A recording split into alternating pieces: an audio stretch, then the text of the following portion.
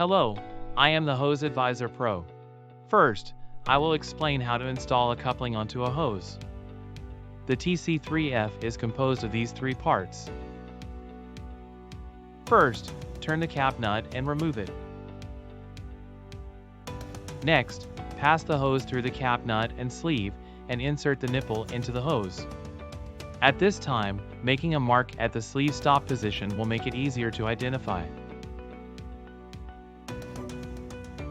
Make sure the hose is inserted all the way onto the nipple.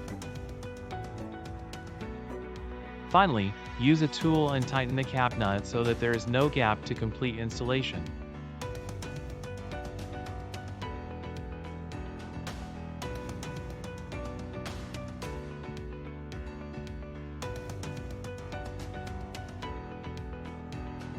Next, I will explain how to connect one ferrule to another ferrule. Prepare the gasket and clamp.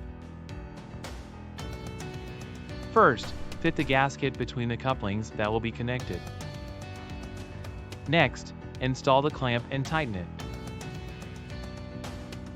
Finally, when the clamp is tightened, the connection is complete.